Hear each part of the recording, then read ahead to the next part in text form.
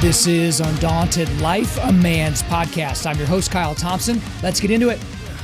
All right, guys, today we've got a special guest on the podcast. His name is Tom Ascol. So he is an evangelical Christian pastor, author, and the president of Founders Ministries in the Institute of Public Theology. He's also the senior pastor of Grace Baptist Church in Florida and the host of the Sword and The Trowel podcast. So I've been very excited to learn about him, and he kind of came on my radar in 2019, and that's really one of the center points of our discussion today, and that's what's happened inside of the Southern Baptist Convention. So I've gotten a lot of emails and a lot of DMs over the last couple of years, basically since 2019, like, Kyle, why aren't you talking about what's happening in the SBC? Like, do you just not go to an SBC church? Do you not care about this? Why won't you talk about it? And part of it was because there's so many layers to what's going on inside the Southern Baptist Convention that I didn't feel equipped or comfortable with the information that I was finding online and this hearsay type stuff to talk about it confidently on the show. So that's one of the reasons that I wanted to get Tom on the show, because he was in the middle of everything that was going on with really the last several decades of the SBC, but especially the last few years. When we get into Resolution 9 that was passed in 2019,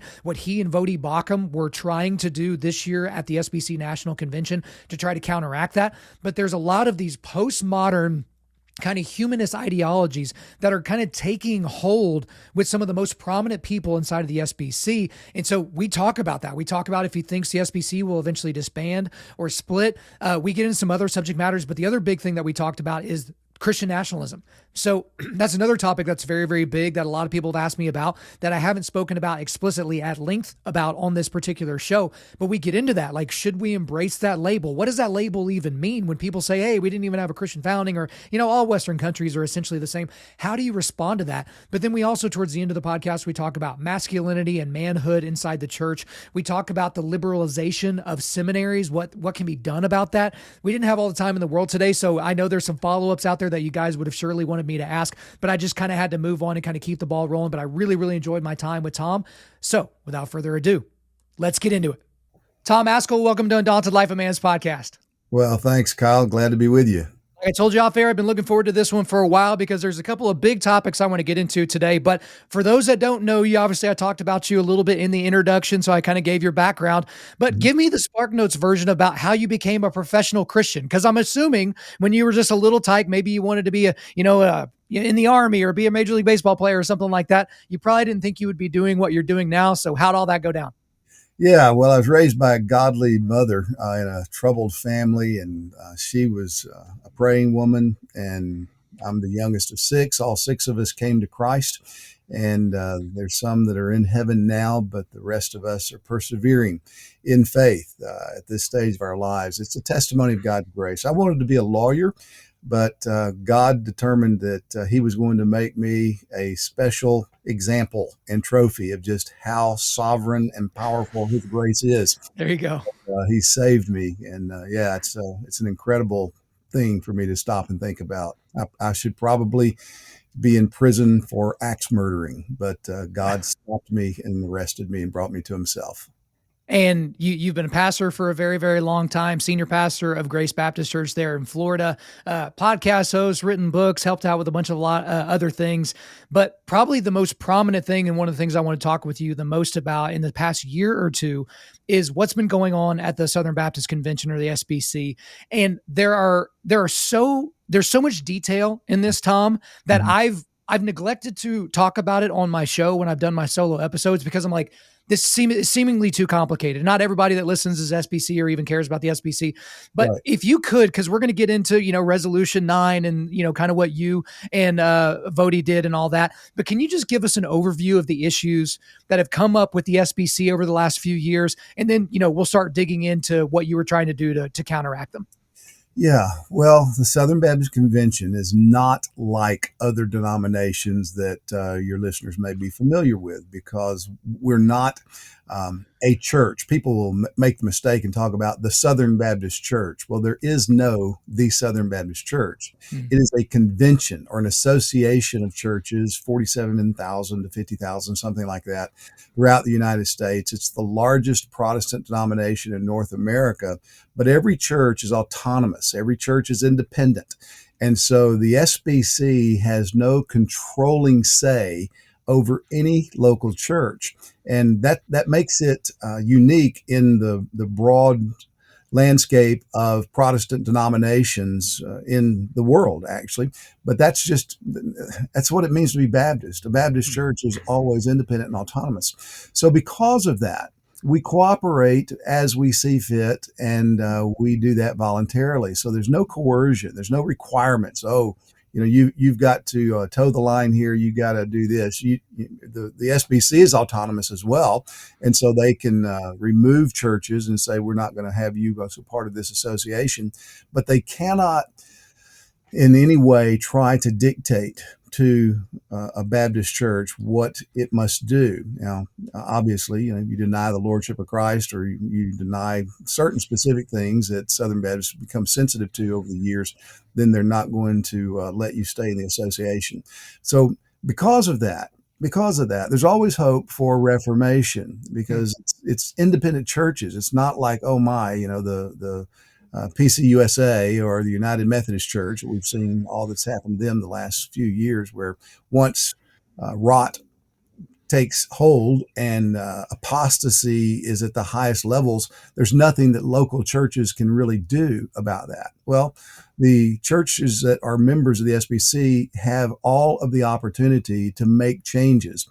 But what's happened over the last 20 or 30 years or so, the SBC went through a big battle back in the late part of the 20th century, the 80s and 90s. I mean, there were a lot of hard-fought conventions, annual meetings, where we fought for the affirmation of the inerrancy and the full authority of God's word. And by God's grace, that happened. And so we had our seminaries and our entities that we own that represent us all pretty much cleaned out of liberalism. So praise God for that. Well, then conservatives went to sleep and they just trusted our leaders. And what happened is too many of our leaders began to be influenced by the culture and intimidated by the culture. When the culture came in and began to say, well, this is what love is, and this is how you must show your respect for people that are different from you, and this is what is racism, and this is what is misogyny, and how dare you do anything that would look like that, and this is what it means to be submissive to governing authorities. Well, those things were going on for a long time, but 2018, 19, 20 just pulled the curtain back so that even those who were living in denial could no longer honestly admit that we have not been played by the culture. And sadly, our leaders in the SBC failed, almost without exception. They failed. Even the good guys, my friends that I love, they failed in their leadership because they led their institutions and agencies to pretty well go along with these cultural ideologies and the new winds that were blowing.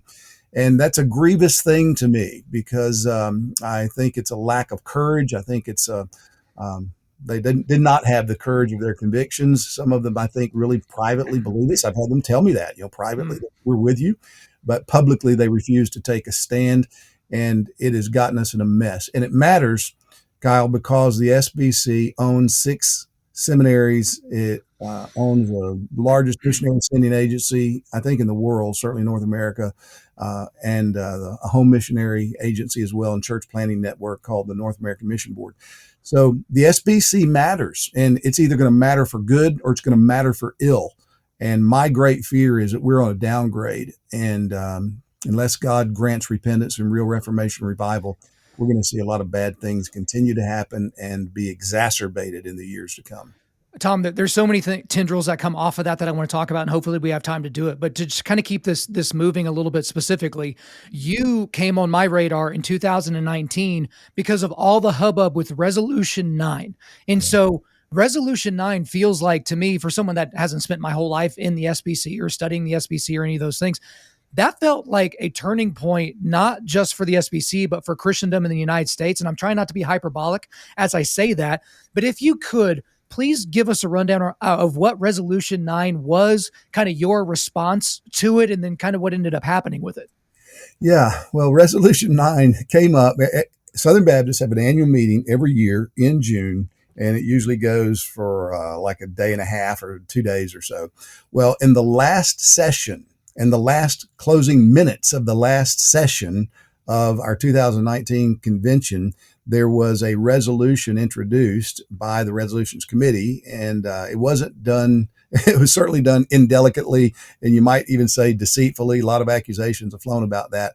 Regardless of the motivations, there was an attempt to get Southern Baptists on record, and it was successful. They did, affirming critical race theory and intersectionality as useful analytical tools that Christians can take up and help them minister the gospel of God's grace.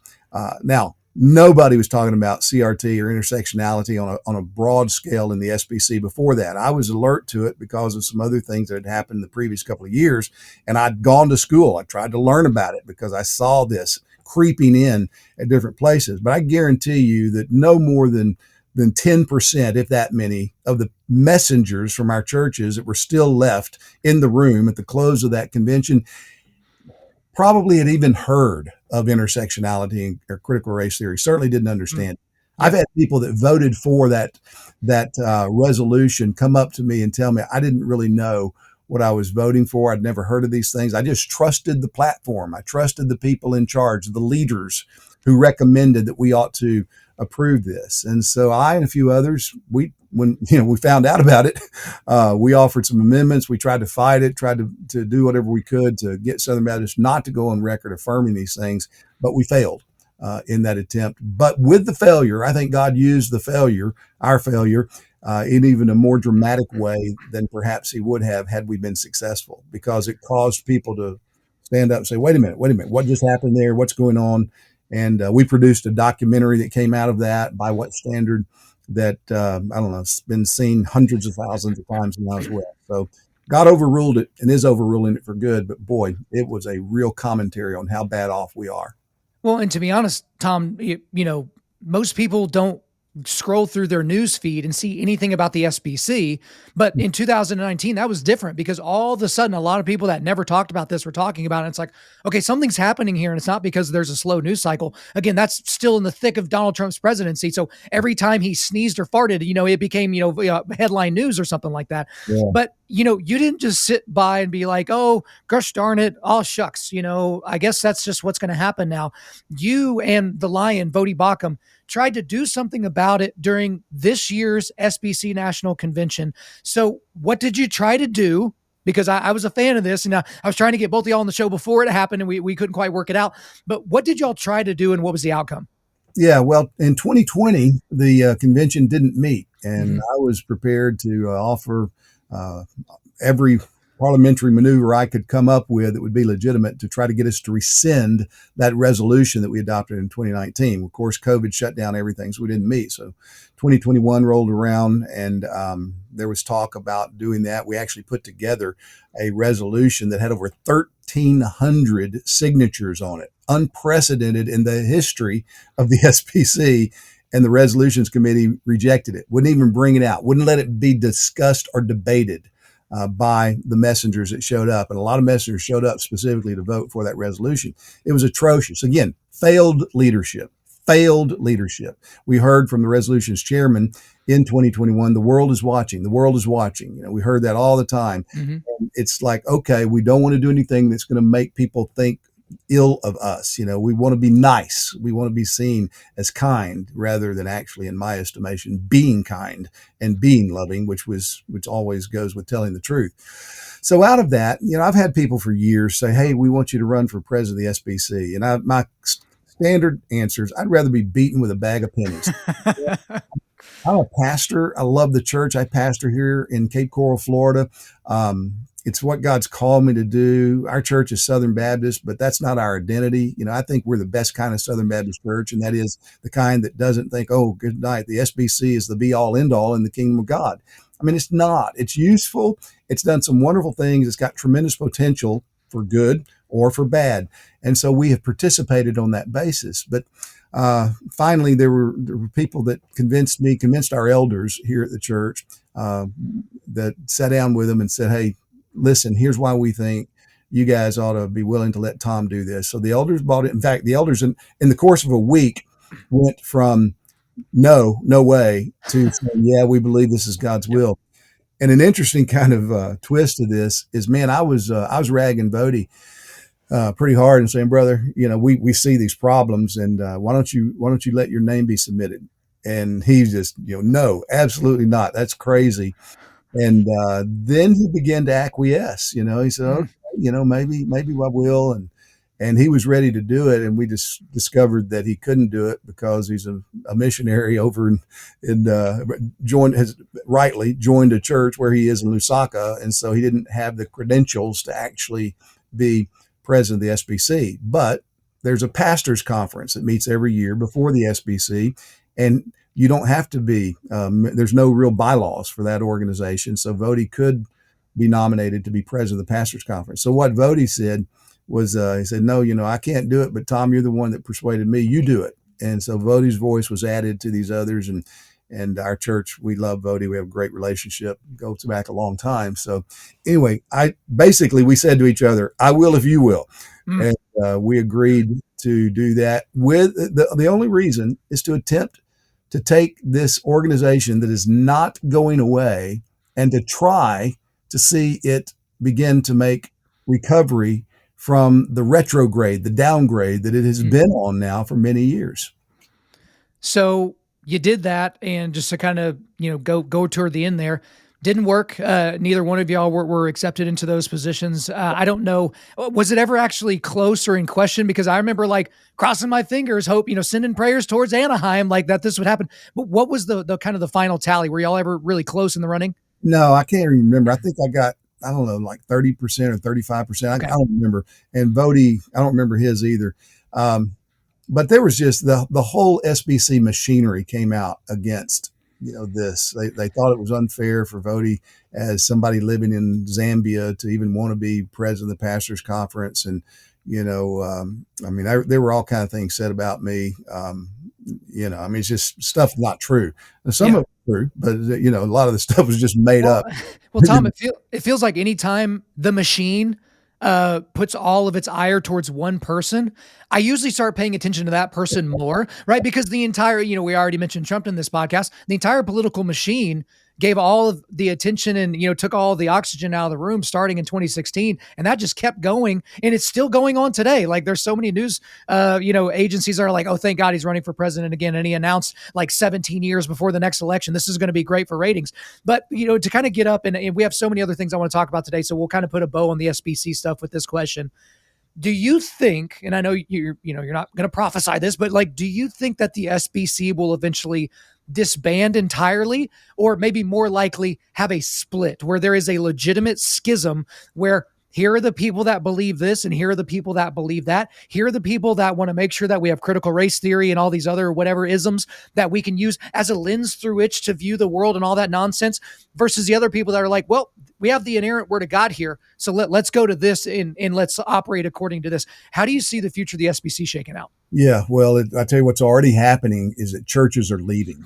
We've seen a massive amount of churches that have just begun to leave over the last few years after what happened at Anaheim and the way that it happened. I got contacted, I don't know how many people, pastors saying, brother, we can't take this, what they did to you and Vody and how that shook it down, what was happening on the floor of the convention. We're gone. And I don't try to talk people into staying in the SBC. I understand it. You got to be willing to fight. You got to be willing to see a big picture and take a stand. And there comes a point in time where churches say it's not worth our time and energy.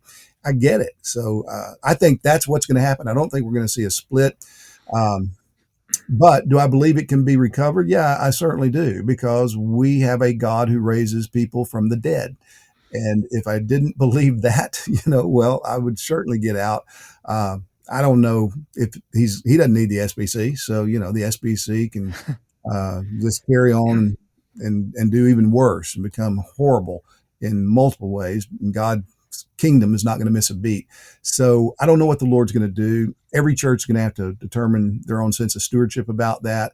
I don't think it will split. I think what will happen is if there's recovery, I hope it'll be a wise recovery and a humbled and chastened recovery, such that we don't go to sleep and we try to see things done well and safeguards put up against the ideologies of the world. But if that happens, it's going to be miserable. It's going to be hard because I really think the SBC, I've been told this by insiders, well-trained lawyers have told me this, the SBC will be sued into oblivion by a lot of what's going on today in the whole Me Too movement stuff. So I don't know if that'll happen or not. Yeah, we'll see. But I think you said the key thing there, Tom, which is that God doesn't need the SBC. And I think that's a good reminder for everybody that thinks God needs the fill in the blank. God doesn't need the Republican Party. God doesn't need your church or your specific pastor to do the things that he wants to do and to accomplish the works that he wants to accomplish on this planet. But as I promised, we'll go ahead and wrap up the SBC stuff there because there's other stuff to get into. So early next year in January, you've got your 2023 National Founders Conference. I believe it's sold out as of the recording of this podcast. So congratulations on that. It's called What is a Man? So you're speaking, Bodie Bacham, Paul Washer, a lot of guys that are, we're fans of on this show, and certainly our fans are fans of them as well. So I wanted to talk about the pre-conference here in a second, but if you would kind of give us an idea of what this conference, the National Founders Conference of 2023 is about. What do you hope to accomplish with it?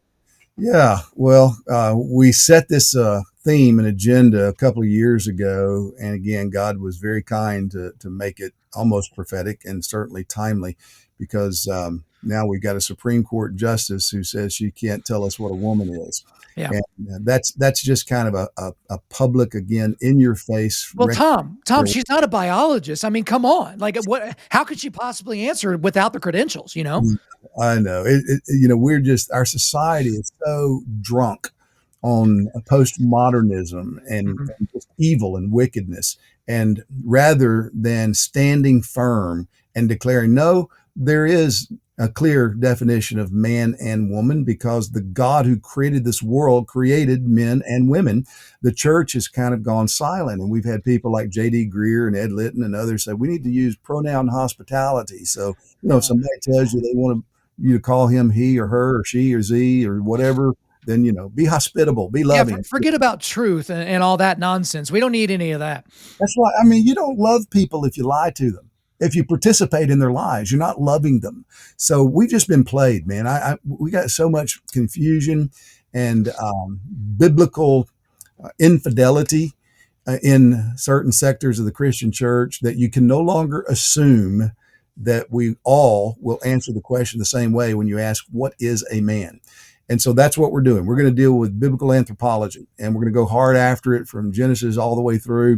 This is what God says, both about male and femaleness, because he created us male and female, but also about creatureliness and the fact that we are not God, that we are here for God. He created us for himself, by himself. This is his show. He has given us a place in his show, and our responsibility is to fulfill that place. We are to do what he's called us to do as creatures made in his image. And those of us who are redeemed should know that and learn it better and communicate it and call all creatures made in his image to repentance because they've rebelled against their creator and they need what only he has provided in Jesus Christ. So it's timely, and the men who are coming are just rock stars in my estimation in terms of their ability to handle the Bible and seeing these issues clearly. So I'm looking forward to it. I don't know anything that we could have done that would have been more timely. So I would agree with that. And I'm trying not to blow up my own interview here because I keep saying there's a lot of stuff I want to cover and I'm looking at the clock here. But you mentioned a word that is like, it's become a buzzword.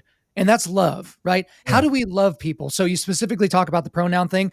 I've asked people before that are Bible-believing Christians, they believe in the resurrection, all the different things, that will use pronouns that they know do not align with somebody's biological sex that God gave to them as a gift because they don't want to be non-hospitable or inhospitable. They want to be nice. They don't want to be needlessly offensive.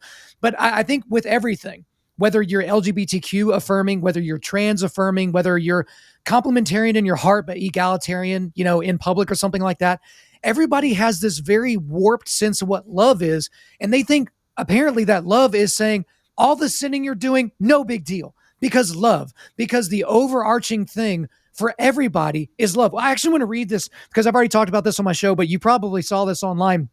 This was a tweet by Dr. Kevin M. Young. He's a faculty member at Northwind Seminary. So we'll talk about the liberalization of seminaries. But literally, I'll read this and then I want to get your thoughts on love and how we love people. I've been chewing on this response to my tweet.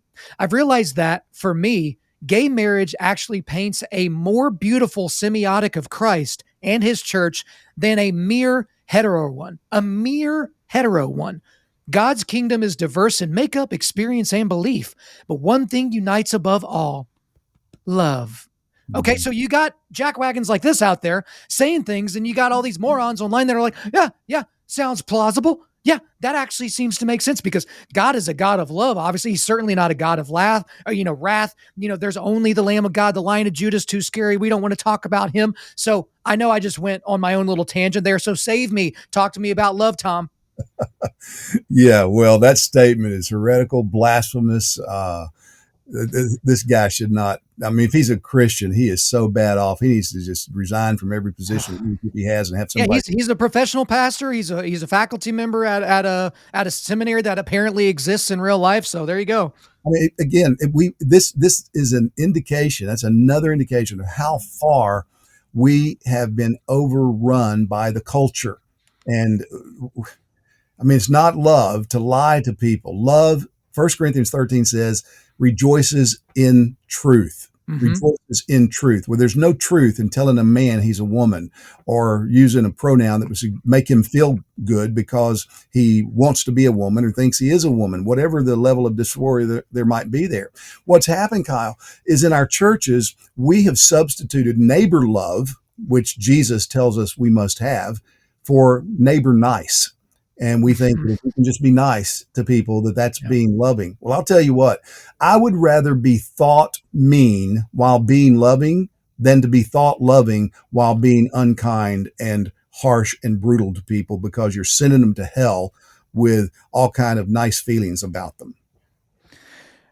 Neighbor nice. That may be what I end up calling this episode. We'll figure it out towards the end here, but I absolutely agree with that. Like, where did we get this idea that the overwhelming ethic of this world is politeness? Yeah. Because there are some things, if you read the gospel accounts and you look at what Jesus did, and we have evidence to suggest that Jesus didn't clear the temple once, he did it twice, once at the beginning of his ministry and once at the end of his ministry. And then you got these morons out there that are saying like, well, Jesus did that. He didn't give the apostles the ability to do that. It's like, wait a minute. Now you're going against this whole idea that we should be Christ-like. So we're just reading the Gospels as, an allegorical representation of what a Middle Eastern Jew did 2,000 years ago. Is that what we've reduced the New Testament to, or should that be an actual roadmap to our own godliness and our own Christ-likeness, as it were? So again, you're going to make me mad if we keep talking about it. So we need to get to something else so that we can calm ourselves down. I want to talk about Christian nationalism. So everybody on the planet, regardless of their background, regardless of their persuasion, has a very strong moronic opinion about what Christian nationalism is. And for me, I don't see it like people see it as like, okay, if you embrace so-called Christian nationalism, you're basically a brown shirt. You're walking around in your jack boots, kicking down doors and, pulling black people and homosexuals and Jews out and shooting them in the streets. It's like, where did this come from? Why do we have this new category with the word Christian in it that we're supposed to lump all the people in it that we don't like, Republicans and conservatives and people that read the Bible and stuff like that. But you have before the Founders Conference on January 19th and through the 22nd, I think you and Vodi are doing a pre-conference where you're discussing Christian nationalism. So if you could give me a fair middle of the road definition of what people define Christian nationalism to be, but then let's dig into it, because I know a lot of Christians that are very wary about Christian nationalism, and they're very worried, and they don't see the benefits to saying you're a Christian nationalist. And, we're just now starting to get some books and some really in-depth blogs that really dig into the subject. But I think the left side of the Christian aisle and the left side of the world has defined what this term is. And now Christians are kind of caught flat-footed, like, no, it actually means this. So help us out. Yeah, well, I wish I could. It's a plastic word. Stephen Wolfe's book, Case for Christian Nationalism, he makes that case. And And it's an area that is obviously being recovered, I think, in response to what we're seeing going on in our culture, in our nation, in Western nations. And so that's good. I'm grateful for that. But it's what the word means, what the definition of the term is, and then how it's used. And what you just said, it is used as a cudgel to bludgeon everyone. And I mean, there's some problematic elements in some of those who are identifying themselves as Christian nationalists. And so I, Sure. I'm hesitant. I don't want to just say, hey, I'm a Christian nationalist. And what you do is you give everybody then a license to fill that with their own definitions. I'm a Reformed guy. I'm a Calvinist, 5-point Calvinist. I'm unashamed about it. But man, years ago when Calvinism wasn't well known and people would come and ask me, are you a Calvinist? I'd always say, well, what do you mean by that? And they, well, you don't believe in evangelism. You think God sends babies to hell and delights in that. And I said, no, I'm not that. If that's a Calvinist, I'm not that.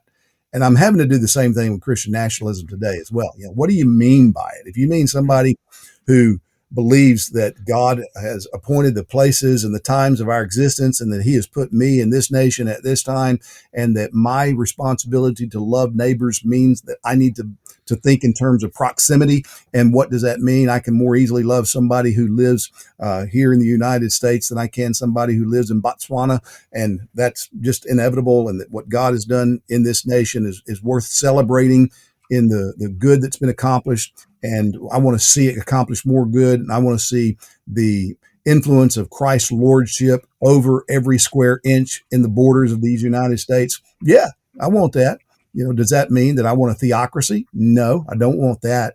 Does that mean that I want to see people who are not Christians taken out in the streets and stoned? No, I don't want that. I certainly believe that the Bible teaches us, the Bible gives us principles for liberty of conscience and for religious liberty. And I'm a big proponent of that. I think the United States, the good that the United States has done, it has been able to do because there was a Christian worldview and foundation at the beginning of this nation. Kyle, this is something that got me thinking more along these lines. And again, I've written on this. I said, if that makes me a Christian nationalist, so be it. I don't care. Call me whatever you want to be. But here's a question that I began to ask a couple of years ago, and even put it to some good friends of mine, close friends of mine, that wouldn't see these things necessarily the way I do. Here's the question. If we were given the opportunity or the responsibility to start a new nation today, could we come up with, in this generation, a nation like the United States? And the answer is obviously no. No. We don't have the chops, man. We don't have the backbone. We don't have the worldview to do that. So, okay, well, if America has had any value, and it has, I mean, all these people that say America is a horrible place, I do say this, compared to what? Go live in Cuba for a few months, go over to China. I mean, we got people in our church, a lot of people from Cuba, and they are livid whenever somebody says those kinds of things. They say, I don't know what they're talking about. So if we want to appreciate what God has done in the United States of America across its history, with all of our blemishes, grant everything that wants to be said about that, then why couldn't we today reproduce it? Why couldn't we do it if we were given a blank slate? It's because we've forgotten God. We have left what God has clearly revealed on the floor because we want to be nice and we don't want anybody to think ill of us.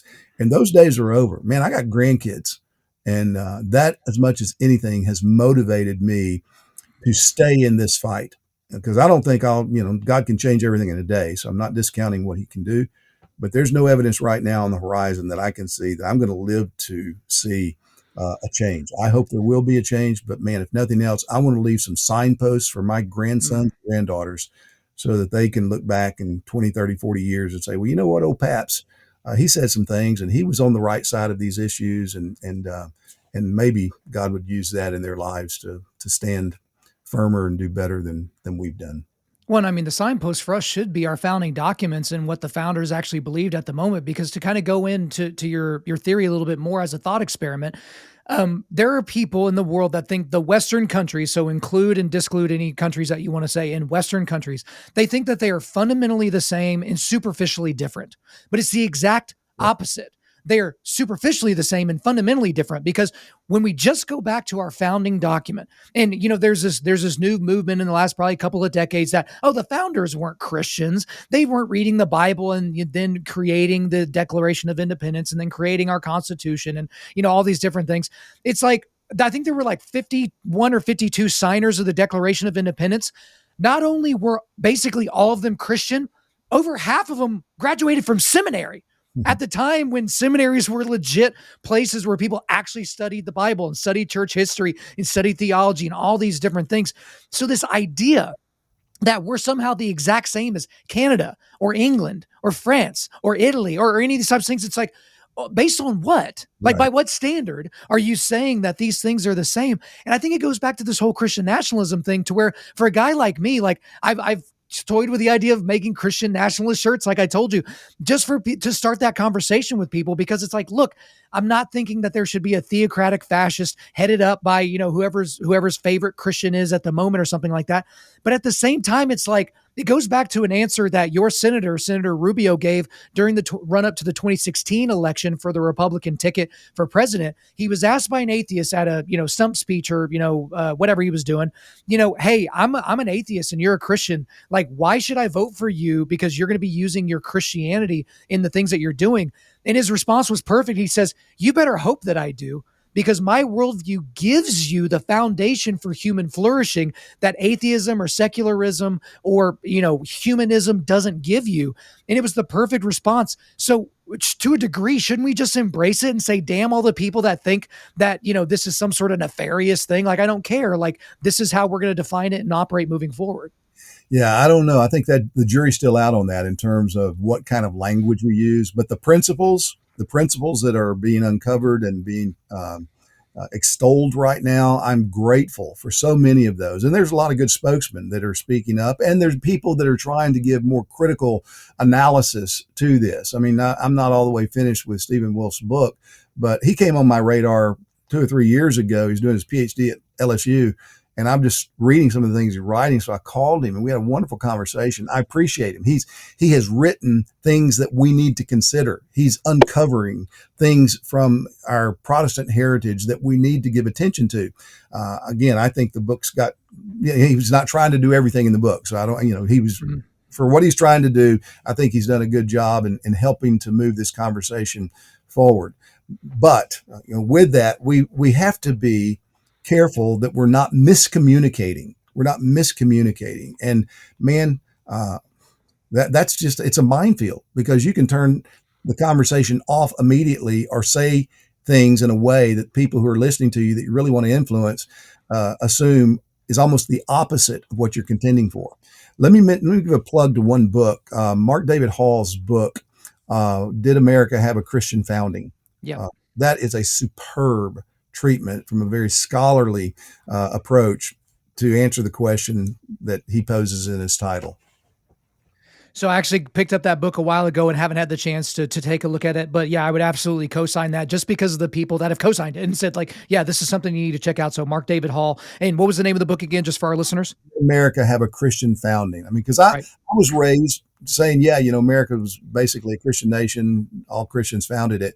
And then got to college and said, oh, no, that's a joke. No, anybody told you that lied to you. And they showed a lot of evidence, contrary to it. And then I got into David Barton and his, the wall builders, and that seemed really wonderful. And then I started checking footnotes, and I thought, he's stretching some things here. And so, I hadn't really dealt a lot with it until the last 10 years or so. But Hall's book is the best thing, the single best volume that I've read on this issue. He's got tons of footnotes. And in fact, in there, I learned something I didn't know about Thomas Jefferson, the deist Thomas Jefferson. You know what he wanted our national seal to be? He wanted it to be a picture of Pharaoh on his chariot going through the Red Sea with the waters coming over him, destroying him. The deist wanted that. Right. See, again, when you go back and actually look at the founders, you get a much different view, as opposed to what, a intro to philosophy for professor at your favorite state college is going to give you. Right. So I want to transition to a subject matter that's very important to me, that I think is very important to our audience to get your perspective on, and that's just masculinity and manhood inside the church in general. And so I know that we've, especially over the last several hundred years, seen a degradation of just overall masculinity and the setting up of men inside the church, the focus on men. That has something to do with, we had 2 world wars that were fought by a lot of our strong men that were no longer in the church. Has to do with the different cultural revolutions, has to do with the industrial revolution that took a lot of men out of the household. And like, there's a lot of things that go into that, but there's this modern emphasis. Well, I guess in churches, there seems to be one of 2 emphasis. Number one, we're not going to focus on the men at all. We're just going to operate and do whatever we want. Or number 2, we're going to do men's ministry, whatever that means, which typically becomes a once or twice a year men's event, prayer breakfast, bringing an ex-football player to come and talk about how he used to chase women and snort coke, but now he's saved and all that, which is fine. But that's not men's ministry. That's men's programming. And so I want churches and pastors to shift their thinking from men's ministry to man-friendly churches that communicate, whether explicitly or implicitly, we are for you. We need you. We need you here. We need to catechize you so you can catechize your children. That's Vodi Baucham's book, Family Shepherds. Like, we need that. And we're going to do what we can to disciple you and facilitate that. So just talk to me a little bit about masculinity and manhood within the church. Yeah, well, you're not, you can't avoid it if you do an honest job of expositional preaching. Mm-hmm. Because again, it's God's world, God's book, and he defines these things for us. And so wherever you see deficiency in those areas, you can be sure there's a lack of expository preaching of the texts that have been given to us in Scripture. Yeah, men or women are different, and praise God for their differences. Mm-hmm. 1 Corinthians 16:10, I think it is, where Paul says, act like men, be strong. Well, they must have had some idea in their mind about what manhood was for him to be able to communicate a point about strength in that terminology. So we don't need to be embarrassed about manliness, and we don't need to be embarrassed about femininity. God designed them both, and man, you see it in our education system. So much is designed for girls and the feminine way of thinking. So we want to challenge men. I mean, because the danger is, and what we're seeing in our culture some, is there's this rebound to the feminization of our culture and even churches, where it's almost like Rambo. Hey man, if you're going to be a man, then it's machismo rather than biblical manhood. We've been doing this for years. Once a quarter, we take our men, set them aside in a normal meeting. We have a prayer meeting, Bible study on Wednesday nights. And we just deal with men. We just talk about stuff that men need to address. And sometimes, have to speak pretty plainly and rebukingly to them on some issues. And we do the same thing with women. Elders will teach this. And so we're not doing, it's not like we think there's a women's Bible or women's study Bible and a man's study Bible. It's not that. We're just wanting to talk specifically about things that God says. God distinguishes between men and women, older men, older women, and younger. I mean, those are all God's designations. And so we want to try to understand that and apply the gospel, apply the law in those scenarios and where you are in life. And what that means is, with guys, I got 5 daughters, 1 son. And, the boy stood out. He went nuts trying to do what the feminine atmosphere of our home at times would suggest. And we tried to protect him from that, you're a boy, you're not a girl. And the sisters, look, he's not you. Don't dress him up. He's not a doll. He's not a girl. So just understanding that God made men and women differently, and they're good. They're both good. One's not more valuable than the other. Both made in the image of God, but they both have responsibilities and roles that God has ordained in his world and in the various spheres where they might find themselves. I think that there's a lot of great stuff there that I think just for pastors, and some of the best advice I've given is just, can you have the men in mind when you're creating your sermons? I've had worship leaders reach out to me like, I didn't have the men in mind when I was picking out the songs, the lyrical content, the keys that we would sing in. I don't really understand music, but they were singing these songs in keys that men had trouble hitting, where the lyrics were like almost homoerotic in nature, like we're singing to Jesus as if he's our, cute Danish boyfriend or something like that. And it's like, they just having them in mind is changing a lot of that. We'll make this the last question of the day, because you kind of teed it up a little bit earlier. and it's the liberalization of seminaries. Is there anything that can be done about that? Because you're going to have people, I mean, we just elected one to the U.S. Senate, Raphael Warnock, who is a reverend, apparently, who doesn't believe in the resurrection and also doesn't believe that women shouldn't be able to murder their children inside the womb. So what can be done about that? Well, I'll tell you what I've done. We started the Institute of Public Theology last year, and we're in our second year. We are committed to rock solid biblical, theological, historical teaching, but doing it with a view to the public square. Because I think even more than liberalism, that's certainly there across the board in the Christian world, in the higher education, seminary training. But even more than that is there is this cultural capitulation. You know, we now have freedom of worship inside our four walls, so stay there. Don't be too outspoken. Don't address things.